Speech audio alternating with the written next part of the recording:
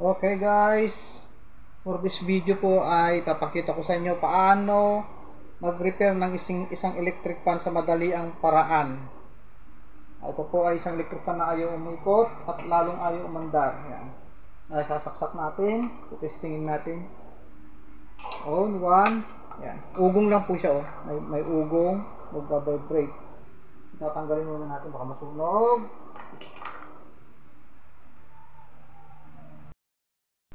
Ito ang dahilan niya, no? Yan, mahigpit. Ayan, mahigpit siya, oh. Dapat to freewheeling. Dapat freewheeling. So, ang gagawin po natin dito ay tanggalin lang po itong LEC niya. LEC. Yan. Ito yung LEC niya. Tapos ito. May lock. Tanggalin ng dalawang screw. Ito po yung kanyang dalawang screw na mahigpit po siya. Ito po ay ginagawa lang po na paraan kung minsan pag yung inabot ka ng gabi at nabigpit siya. Ayan, stuck up. Ayan. Tanggalin ito. Ayan. Ayan. Meron po ditong dalawang tornilyo sa likod. Ayan ang screw. Tanggalin ninyo yan. Kasi pag dito nyo lalagyan ng langis, hindi ho yan basta malalagyan. Tanggalin lang po itong cover ng takip niya.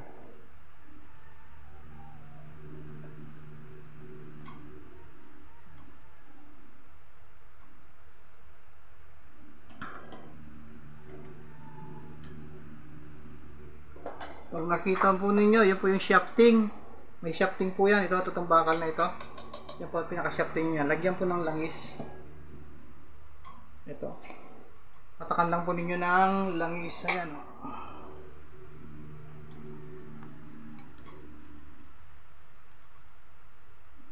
Yan. Dalawang patak. Okay na po yun. Yan. Tapos, dito sa harap. Ito po yung shafting pin niya, may busing niya sa loob. Yan.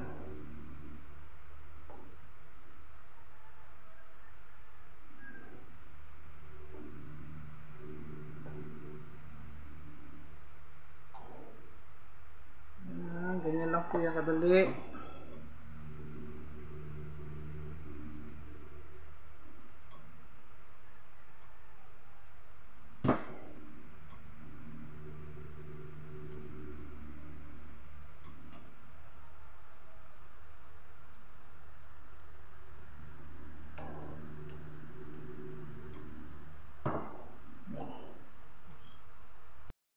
Okay guys, testingin na natin.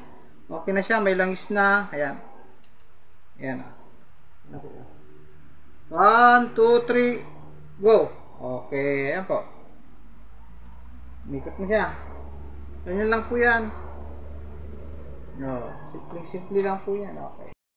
Okay, salamat guys. Paki-support naman po ang ating munting channel na kung nagustuhan niyo po yung video, Danny Guzman, the handyman po sa YouTube natin. Thank you and good morning po.